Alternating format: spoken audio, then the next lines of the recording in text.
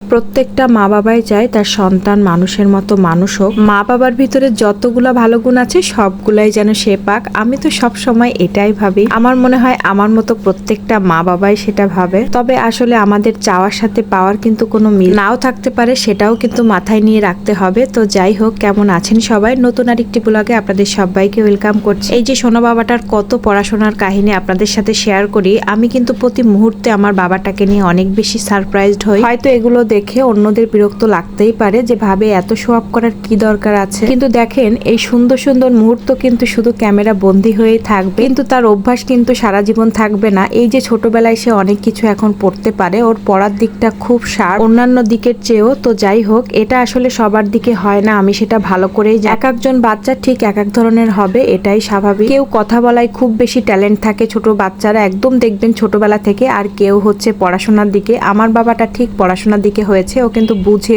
কথা বলা খুব কমই পারে, অতটা ট্যালেন্ট না। আমি সবসময় চিন্তা করতাম ওর বাবার মতো হোক, ওর বাবার মতো লেখাপড়ায় হোক, এরকম শান্তশিষ্ট হোক, এরকমই আসলে হয়েছে আমার ছেলে বাবাটা। সবচেয়ে অবাক করেছে, সে এখনো স্কুলে যায়নি, তারপরেও সে বই দেখে বানান করে পড়া শিখে গেছে প্রায় 80%। তবে এই গল্পের বই পড়ার অভ্যাসটা একদম আমার শ্বশুরবাড়ি থেকে পেয়েছে। আসলে বাচ্চারা কিন্তু সবকিছু মিলিয়েই হয়। আমার বাবার বাড়ির দিক থেকেও কিছুটা পেতে পারে, আর ওর বাড়ির দিক থেকেও কিছুটা পেতে পারে। তার মানে বলছে আমার শ্বশুর বাড়ির কথা। আমার সন্তানেরা অনেক গুণ পেয়েছে আসলে আমার শ্বশুর বাড়ির দিকের। তবে গুণ থাকলে তো ভালোই, আর বেগুন থাকলে তো তখন আর আমাদের একদমই ভালো লাগবে। তবে ওর বাবার কাছে গল্প শুনেছি, ওরা নাকি ছোটবেলা থেকেই সবাই, ছোট থেকে বুড়া সবাই গল্পের বই পড়তে পছন্দ করে। সেই গুণটাই আমার ছেলে পেয়ে। সেই সাথে আমার মেয়েও হচ্ছে ছোটবেলা থেকে অনেক গল্পের বই পড়তো, এখন সময়ের অভাবে পড়তে পারে না। তাছাড়া ওর বাবারও গল্পের বই পড়ার প্রচুর নেশা ছিল। সবকিছু মিলিয়ে আসলে ওরা এই গুণগুলো পেয়েছে। যাই হোক, এখন আসি রান্না বান্নায়। তো দেখতে পেয়েছেন আজকে শাপলা ফুলের আসলে পাকোড়া করব। শাপলা ফুলের পাপড়িগুলা বের করে নিলাম, যে সাদা অংশগুলা, আর ভিতরের ওই যে ফুলটা ওইটা ফেলে দিলাম। ফুলের বাইরের যে সবুজ অংশ ওটাও ফেলে দিতে হবে। আমরা শাপলা কেনার সময় সব সময় ফুলগুলা ভালো দেখেই কেনা হয়, কারণ আমরা যবে থেকে শিখেছি শাপলা ফুলের পাকোড়া খাওয়া, তখন থেকেই শাপলা যখনই কিনি না কেন